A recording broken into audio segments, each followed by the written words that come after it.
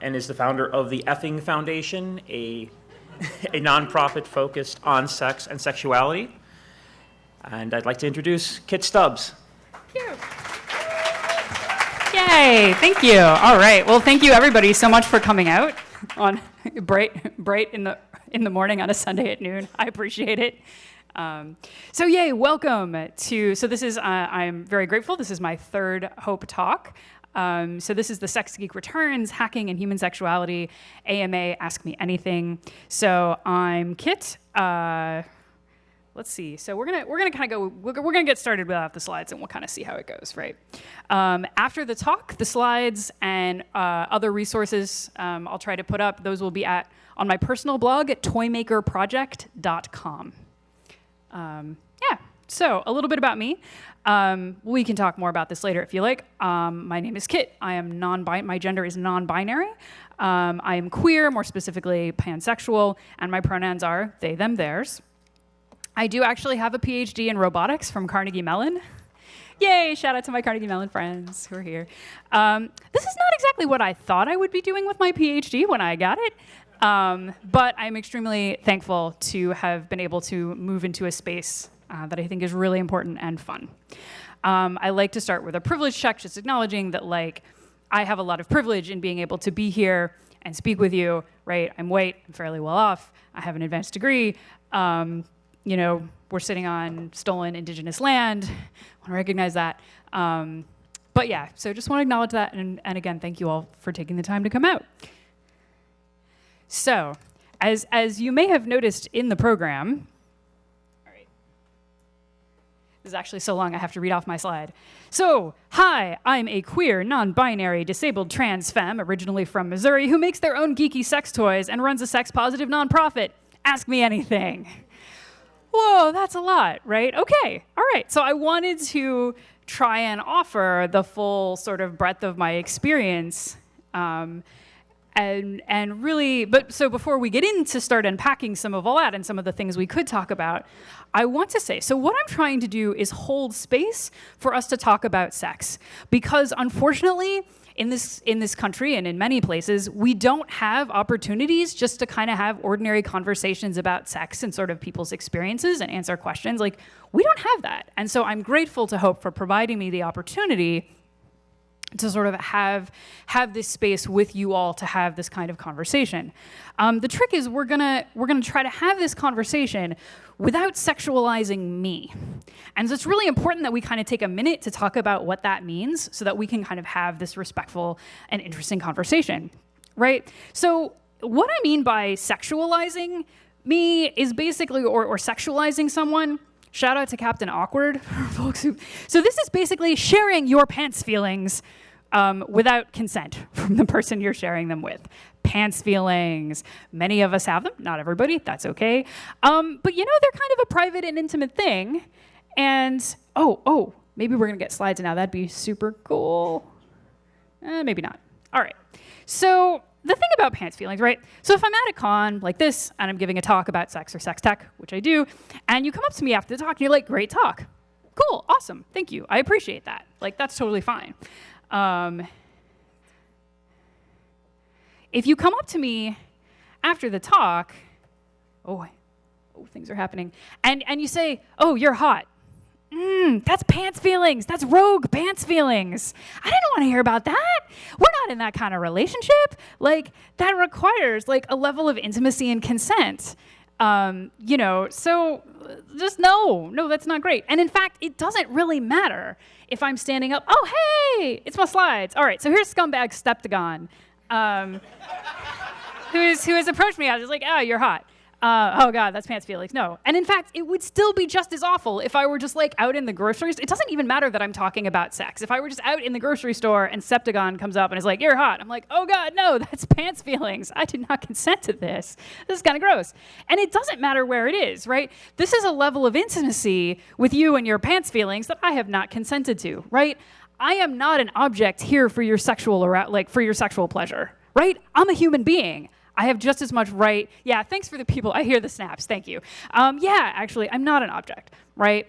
just no, right? And so here's a real life example. I got this message on Facebook, May 25th of this year. Please excuse my intrusion, and I really hope you don't mind me saying, considering you probably get messages like this all the time, but you are absolutely yummy, Rose emoticon.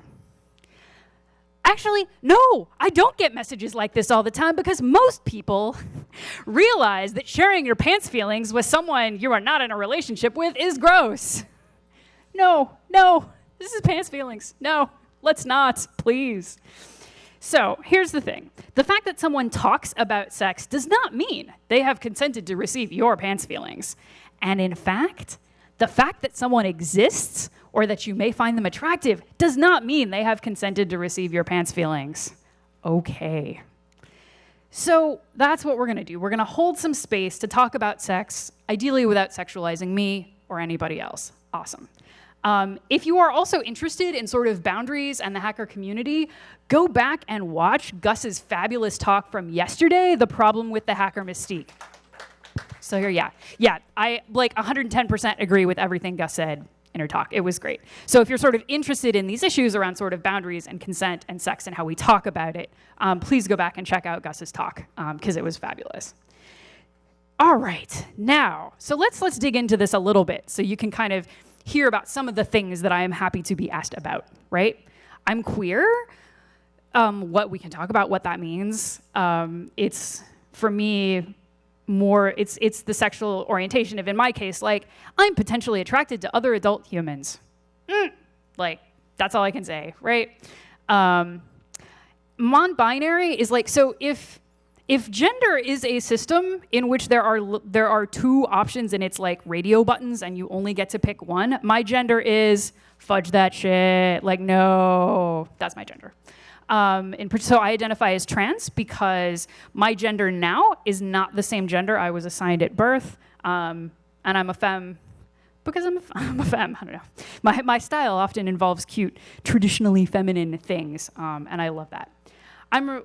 So things we can talk about are the difference between gender and genitals and sexual and romantic orientation, none of which are the same, none of which, if you have one, can you predict another just by that one piece of information.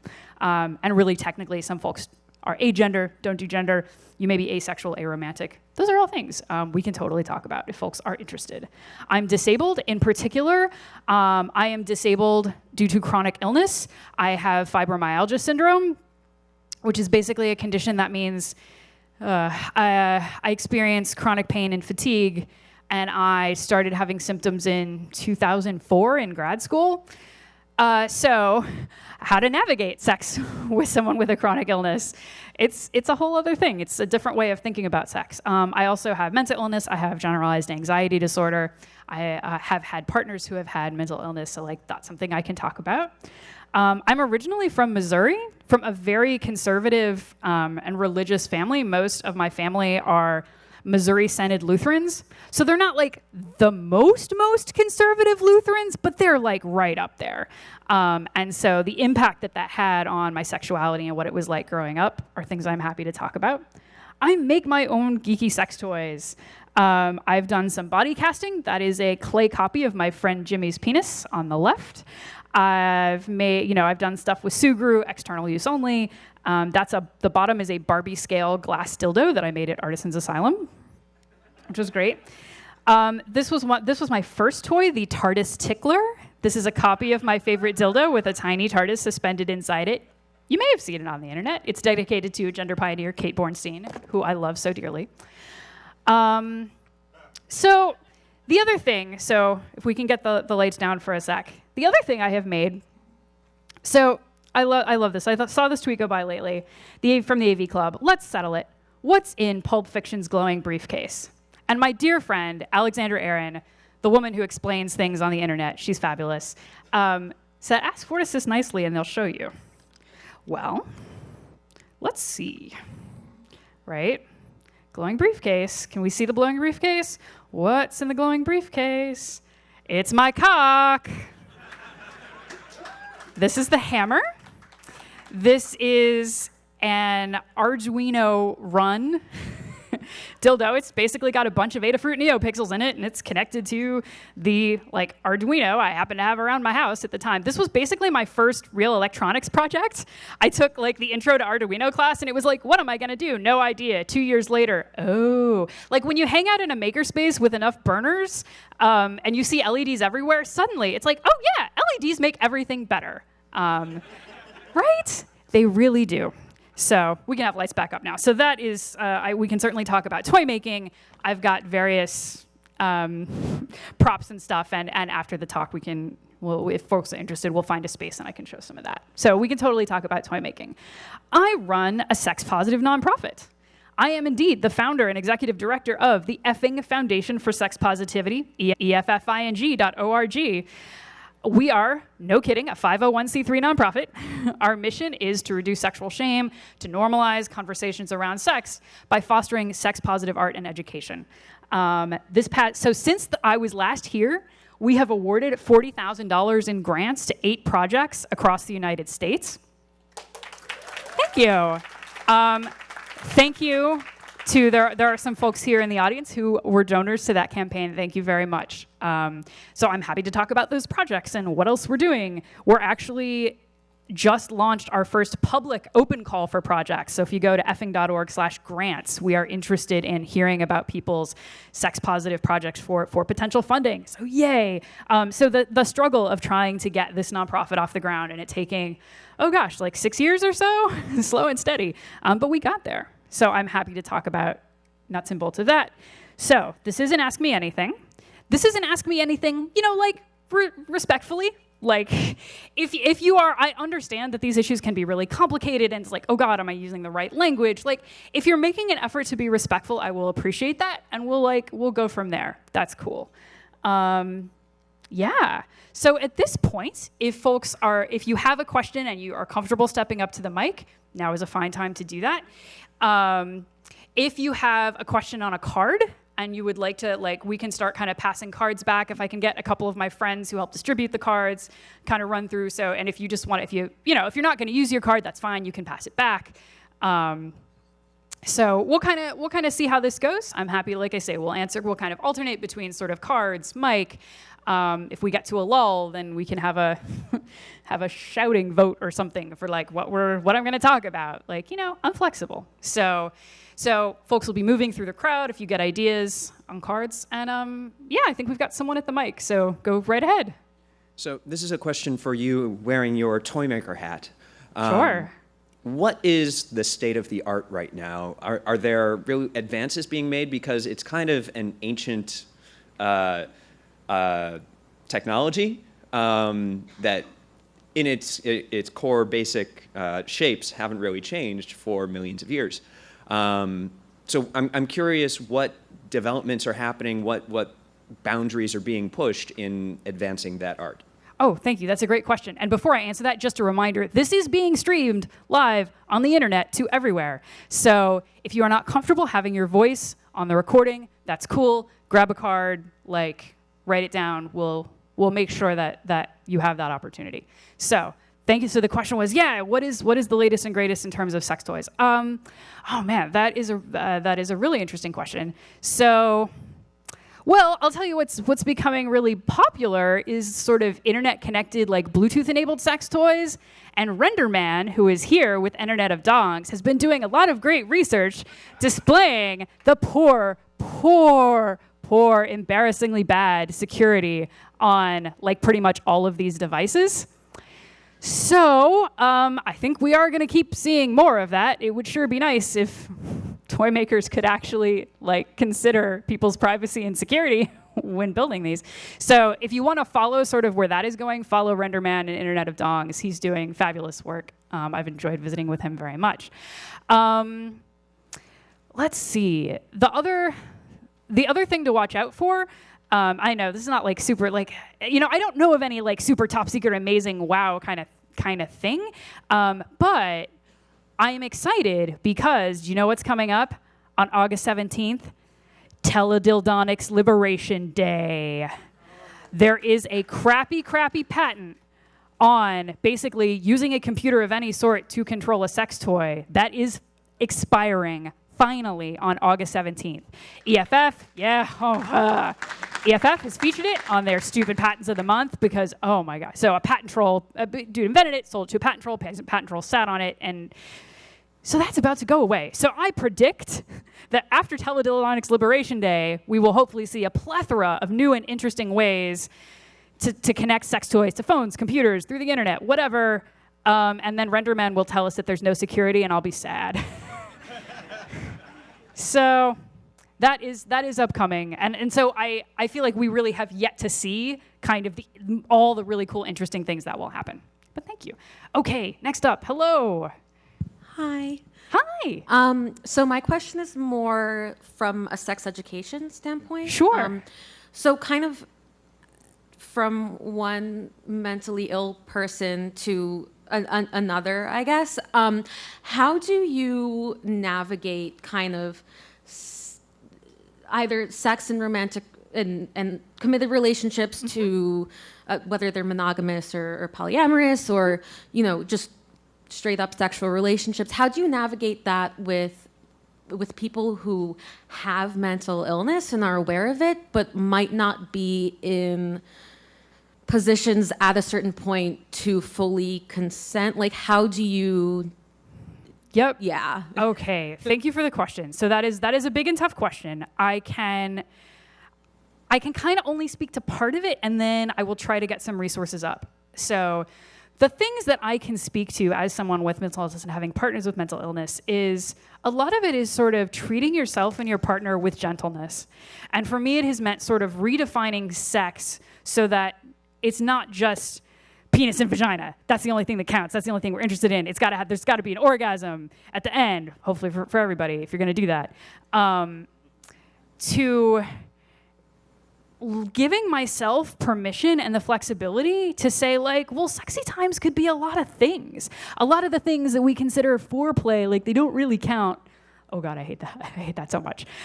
Those can count, right? Are you having you're having this intimacy? Hopefully people are enjoying themselves. Like, so I kind of give myself permission for whatever I'm feeling up for that day, that like, that's okay, and being with partners and being like, well, what are you up for? Is there any, maybe it's like kind of mutual masturbation. Like we're side by side and we're just like each kind of on our own bodies, but we like get to enjoy the vibe because the other person's having like, there's so many things you can do. And so like in terms of that way, like just being open and like giving yourself permission not to focus on one particular act, I have found to be really fulfilling and empowering. Now, in terms of issues around consent, so here, the thing that you are gonna wanna potentially Google is like trauma-informed, like sex education. That is an area that I can't speak to as much. So there are folks who have experienced various trauma, sexual violence, complex PTSD, like there are lots of things that can actually make it very difficult for a person to really be able to say no. And that's really tricky stuff. In talking with some of those folks, you get into issues of like, can you be being sensitive to partners and sort of like, like a lot of it is just recognizing that that's the case and then sort of trying to figure out, are there other ways that you can communicate? So that is a whole other school that I don't have personal experience with, but I will try to put up some resources because there certainly are folks who talk more explicitly about that. But yay, thanks for the question. All right, have we gotten any cards? I assume, okay, friends with cards. If they will eventually make their way to me. In the meantime, we'll take another question from the mic. Hello. Hello there. My question was originally going to be about the Teledildonics Liberation Day. I am so glad to hear that that's finally going to expire. Yes. Have you had any other experience with that sort of thing, with patent trolls or also with the Femme Foundation, any sort of weird legal issues specifically related to?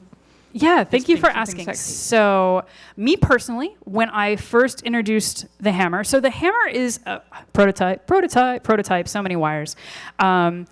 It's like my warning, because people are like, oh, when can I get one? I'm like, there's one that exists. You have seen it. I have no manufacturing experience.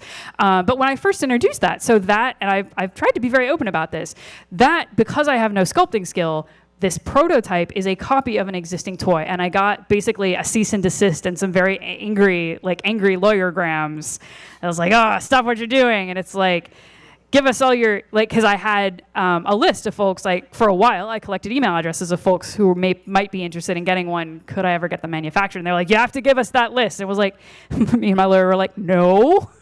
Like, I'm not selling anything. This is prototype proof of concept. Like, go away. And, you know, we said that back and, yeah, they went away. But, like, I have had other friends, some friends of mine were doing an open source vibrator and, you know, crowdfunded and an open source kind of programmable vibrator. And they got sued, like them and some other kind of small manufacturers got sued by the patent troll.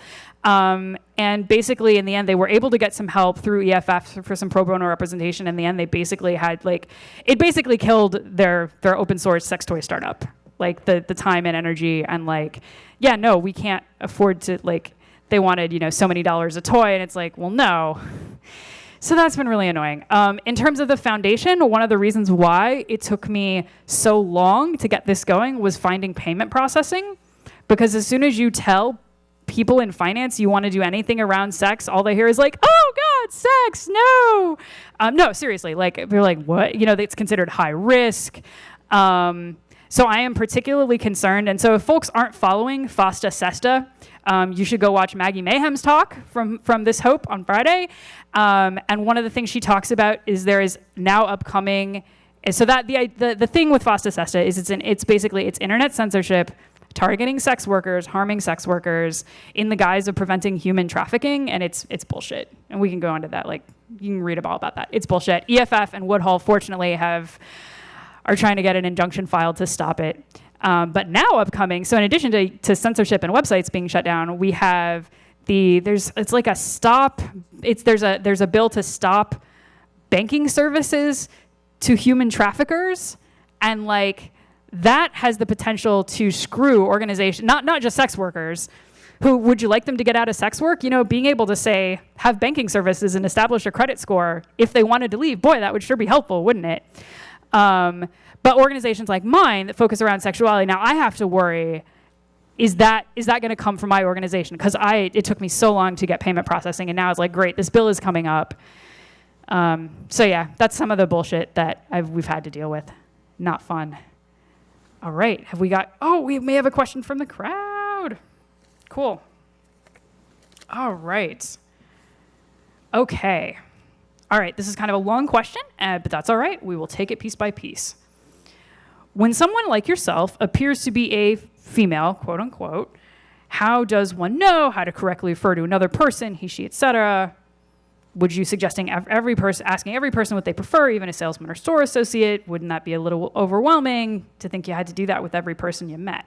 Whew, okay, and then there's another part. All right, so I do present very feminine. Yep.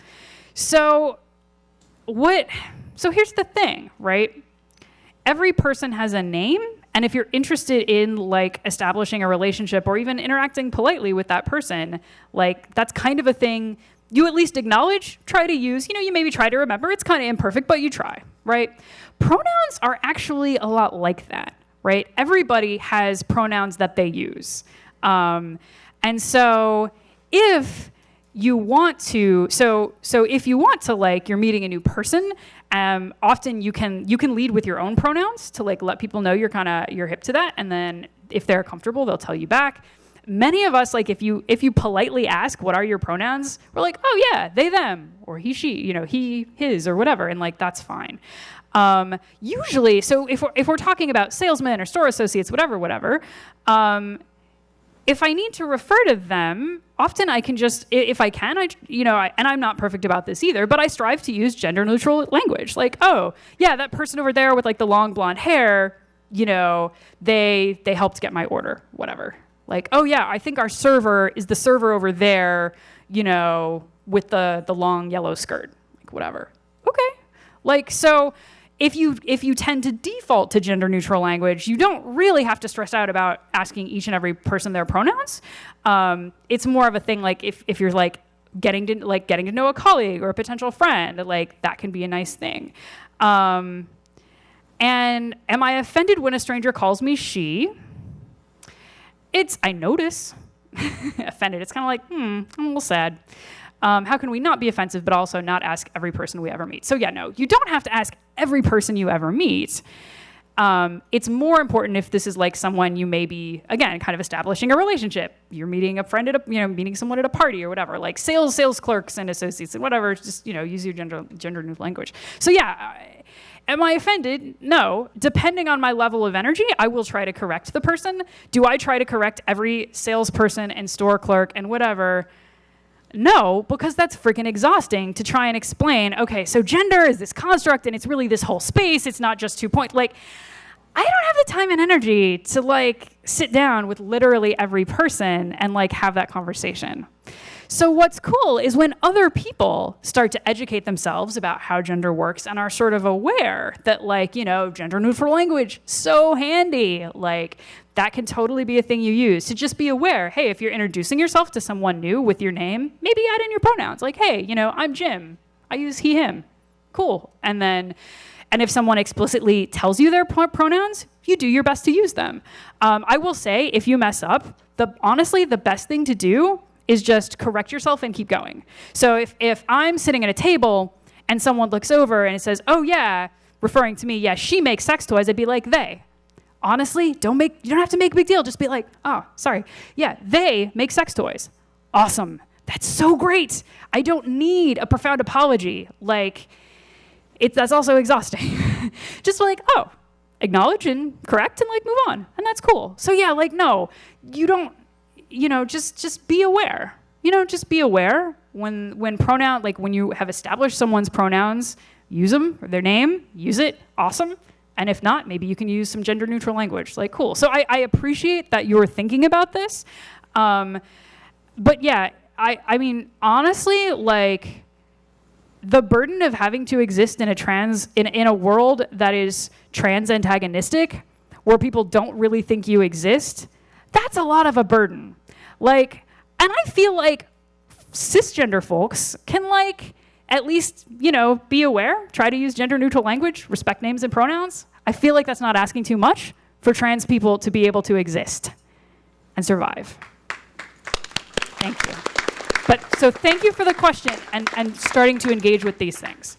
Awesome. All right, let's do one from the mic and then we'll do another from a card. Yes, hello. Okay, excellent. I have kind of a strange question regarding sex education. Okay. It is, what does celibacy exactly have in the sex positive movement? What I'm talking about is willing, voluntary abstention from sex, even though one may be sexual.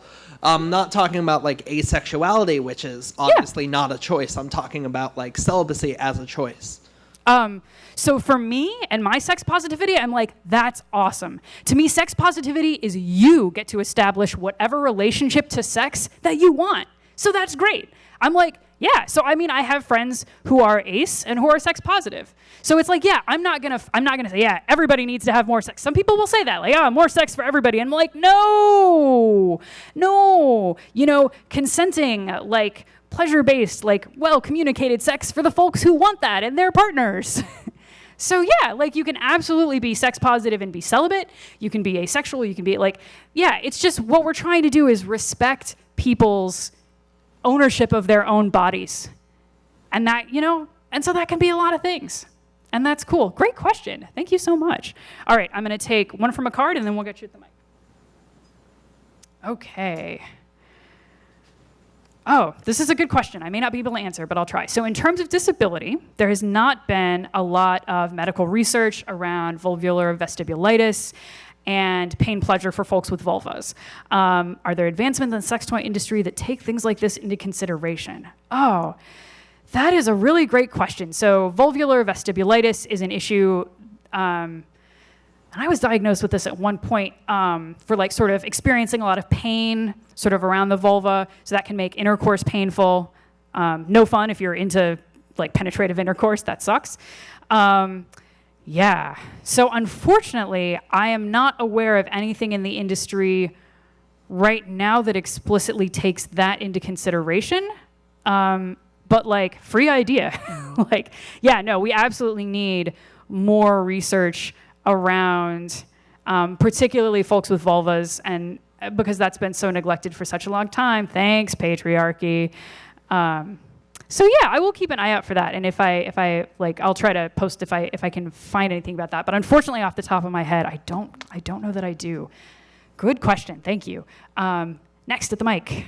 Yeah, so your Arduino project with the glowing dildo. Yeah. Was it hard to put the LEDs into the dildo? And if one LED were to break, would it be hard to replace them? Thank you. That's a great question. So the question was, on the hammer, the glowing dildo, how do you get the LEDs in there? And if they break, are you just screwed? So shout out to Jimmy P. Rogers, frequent Hope attendee, not this time, unfortunately, who helped me design this. So we've got inside here, and later after the talk, when maybe we'll do show and tell, I can show you some of this. There is a clear PVC tube. So this was cast just with an empty tube in it. And then we basically can slide the LEDs in and out. There's like these rows of pixels. So if we do need to repair or replace the LEDs, we could. At this point, honestly, really the problem is just in the cable, like these connections and these solder connections like getting broken. So like the LEDs themselves have been doing fine, yay. So I don't think we're gonna have to redo that. I'm gonna have to redo this connection at some point. But yeah, so the first version of this prototype, the LEDs were cast directly into the silicone, and then unfortunately what happened was as the silicone flexed, the components on the LED strip started to pop off. So thus we learned, like use a tube or something in there to kind of protect your electronics. Great question. All right, let me get another one from the audience. What have we got? Oh, okay. This is an interesting question. What's your opinion on real dolls? Do they devalue people? So real dolls are like attempting to be realistic, very realistic human like sex toys. They're basically giant human-shaped sex toys. You can get both sort of femme models with vaginas and buttholes and mouths that you can insert penises into. You can also get sex dolls that are like dude-looking and like more traditionally masculine-looking and have penises. They're made of silicone. At this point, like, there are folks who are starting to look into sort of roboticizing them and trying to give them some sort of sensing and actuation. So here's my thing about this, right? To me, a real doll is really just, it's a sex toy. It's a toy. It's not, so here's the thing, right? It's much like porn, right? If you're only getting information about sex and your education about sex from, say, playing with a real doll or watching mainstream porn, that's not good. Like, if that's the only information you have about sort of how sex works and like how to communicate with a partner, that's really not great. And so my kind of take on this is, well, what we need is sort of, fact-based, consent-based, pleasure-based, queer and trans inclusive sex education, age-appropriate, provided at like all ages. So if you get people, like if we actually teach people things about sort of relationships, respecting boundaries, like how body parts work, like things like that from like age appropriately from a young age, then we've actually given people all the tools they need. And if they want, and then if you want to go out and get a real doll or whatever, or you're going to watch porn, you're at least aware of like, you have good information and you can make choices about sort of what you watch, what you use, what you take away from it. Right? I have asked people like, oh, if we make, but what about like sex androids that are just like, it's like replicants or something. They're like just like people, but you can have sex with them, but they're robots. And I'm just like, okay. Honestly, so as a roboticist, I can tell you, I don't think we're going to see that within my lifetime. Like people... Sex is so physical and it's messy and there's fluids and like all this physics and like you're gonna get a robot to do what now? And like really, like, body, like there's a lot you can do with a body. You want a robot to do what? And like all these fluids and like what? And then you're gonna want to have it interact with someone in a like believable, like, nah. Tell you what. If such a thing is made, and I'm going to be like in my 90s or whatever, you send me one. I'll test it out. But no. So really my take is, right, I don't feel that real dolls or porn, for that matter, like devalue people. But what I think is that they are bad examples if that's all you have. And so providing education is really what we need. And then, yeah, like, I don't know. That's my take. Cool, thank you. All right, back to the mic. Could one claim fair use for making a smart version of, say, Bad Dragon gear? Okay, could one claim fair use for making a smart version? Okay, so I'm not a lawyer. I actually have a friend who is nearby, and maybe if he's really nice, later we can ask him about this. My limited understanding is that the design of a sex toy is a copyright thing, and so you're kind of stuck because copyright. So if this is something that you're just gonna like, I mean, okay, again, not a lawyer, not a lawyer. You know, if this is something that you're gonna take a toy at home and do, and like play around with your friends, that's probably not a big deal. If you're gonna put it on the internet, they may get grumpy. If you're gonna sell it, they're gonna get really grumpy. So, you know, but yeah, so unfortunately that's not much more I can say about that. Just be aware. Thank you. Oh, sorry. So Bad Dragon is a company that makes fantasy-inspired dildos and sex toys, like dragon penises, reptilian penises, werewolf penises. Like, if you've ever seen it in speculative fiction, it's there. It probably has a penis or a pussy, and you can buy it. Like, that's their thing, you know. And I'm like, that's cool. Like, hey, you know, like, may not be my thing, but like, okay, like, sure. So, yeah. Let's see. Okay, I don't have any more. Okay, cool. Let me get this card, and then we'll go back to the floor. Can I comment on Fitbit, etc., and sexual privacy implications?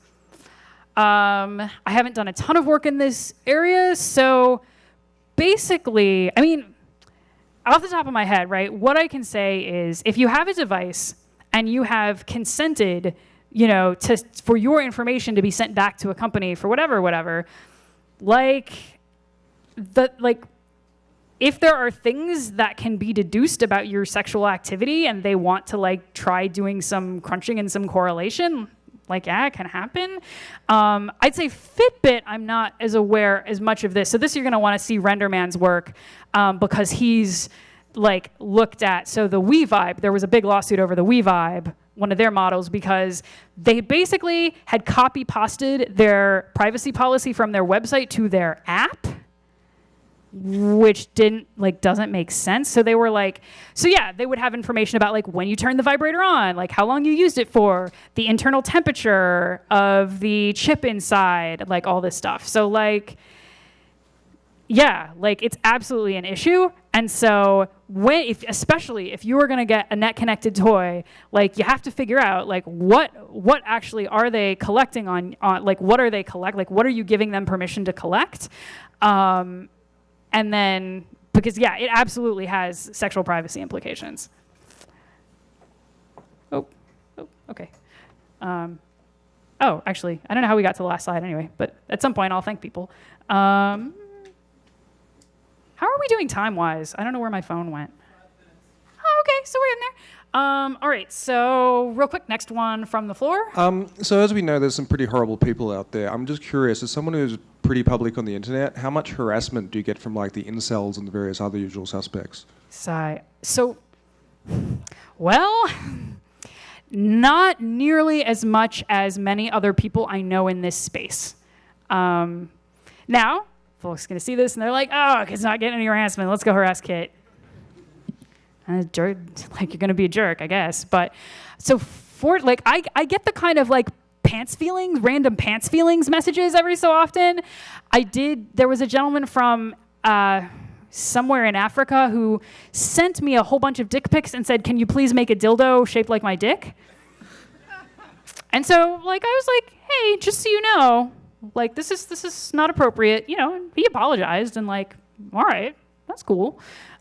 So like I am not, for whatever reason yet. Well, that's the thing though. I expect like forecast in the future, a lot more bullshit will be coming in, right? Because what I tell people, especially with the Effing Foundation, is if in 5 years we haven't pissed a lot of people off, something has gone horribly wrong. Like, frankly. So, yeah, fortunately at this point for me, it's been fairly low key. Certainly not the case, unfortunately, for a lot of other educators, especially like queer and trans educators in the space and artists. It's awful. Thank you for asking. Oh, recommendations for queer consent-focused porn. Yes, that is a thing I can do. Off the top of my head, and this is going to be like, I'm apologizing in advance to like, because I'm not going to be able to name everybody. Off the top of my head, Shine Louise Houston of Pink and White Productions does amazing queer consent-focused porn. The Effing Foundation is executive producer of a film called Open Paren, Close Paren, pronounced Whole. I'm like, oh, my list part. That will be premiering in New York at the Invisible Dog, which is like an art space in January. So a little while to wait, but like that will be coming out. And I will try to link to some more. Also, if you like erotic comics, I highly recommend The Smut Peddler. There have been a couple of volumes of that, and that is amazing. It is like drawn by queer and trans artists, all body shapes, sizes, configurations, like all like consent-based and really happy stuff. So definitely recommend that as well. Back over to the mic. Hi. Sex education question for you. Sure. I was wondering what you see as the biggest gaps or areas for improvement in the current state of like the whole sex education landscape, and then also what average lay people who may not do that as a full-time thing can do to improve the situation. Thank you. Yeah, you see my face. I have no poker face. It's like, where are the gaps? And I'm like, it's awful. It's awful almost everywhere.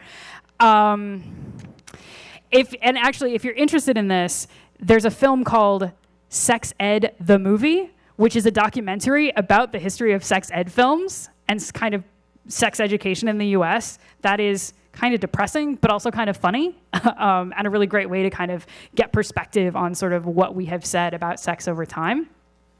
In terms of you're not an educator, part of it is in the school district where you live, like see if you can find out what kind of curriculum the students are learning. And then like, can you start talking to elected representatives, to school board members, and start pushing for better curricula. And I don't, off the top of my head, the only thing that the curriculum name that I know is OWL, Our Whole Lives. That was developed by the Unitarian Universalist Church. That they run that curriculum. So if you have like small people that you want to help them get good education, and that program is available, I recommend it. I'll see if I can get some more resources. But yeah, so some of it is just like knowing what like schools are doing, advocating for good education. If you have kids or are like kid adjacent, like you're kind of like, you have friends with kids and they are looking, you can try to help find resources. Sex positive parenting is what you're looking for. Help those, if they, for folks who want to kind of give their kids good information, there are resources to help you or other folks do that. So that is all the time we have. Thanks to everybody at Hope for having me, and thank you for coming out. I really appreciate it.